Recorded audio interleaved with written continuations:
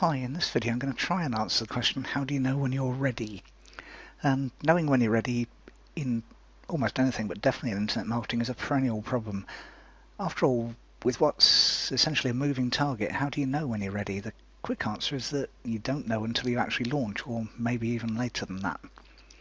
And to a fair extent, ready on the internet marketing side of things means ready enough not to get too many people complaining. You'll get the odd one or two complain even if it's perfect anyway. But essentially it means relevant web pages should exist, downloadable files should be available for download. That sounds simple, but a number of times I've either managed it myself or found someone else who's managed that doesn't happen. Videos and audio should play, that kind of thing. And it's acceptable if there are some things that are coming soon. You could possibly mention that in your sales letter or email, as long as you remember to change those things. Unlike, for instance, my doctor's surgery, which is still telling me that they were closed for staff training a month ago, or my local pub, which is displaying times for football games that are all a month ago. And even a local branch of a big supermarket has shelf-edge labels referring to Christmas well into the following year, which goes to show it's not just internet marketers who forget to change things or keep them up to date. Personally, I find a note in my phone diary works quite nicely for that. It bleeps at me, and I think, yeah, I remember now. What did that mean? But usually I'll work it out and get it changed. And I think you should do the same. It's easy. And okay, that's a different form of being ready, but it's equally relevant and kind of glaringly obvious to everyone else. Detail is often overlooked. But being ready is often just a matter of going through a checklist and making sure that things have happened. For instance, if you're launching a new product, the checklist will be longer than if you're simply testing a new squeeze page or just creating a new piece of content for your website. But it'll still be a checklist. And for instance, if we go through, when I create a new piece of content, the checklist is along these kind of lines. And they might sound obvious, but sometimes you miss the obvious. So create a title, could be keyword researched, or it could just be one I think is relevant enough. For instance, how do you know when you're ready? That was relevant enough. It resonates with my list. Interestingly or frustratingly, Google will change the title it displays if it thinks it knows better than you do anyway.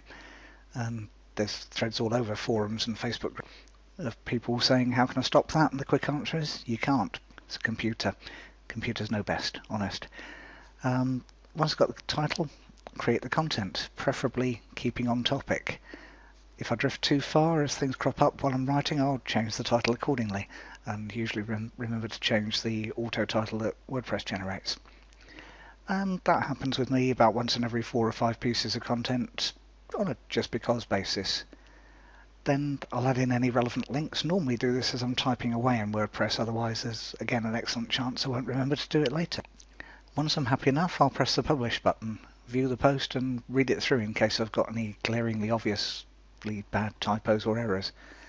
Early on, I'd copy and paste it into my word processor and run a spell check, but nowadays it's rare for me to do that, and the occasional typo does creep in.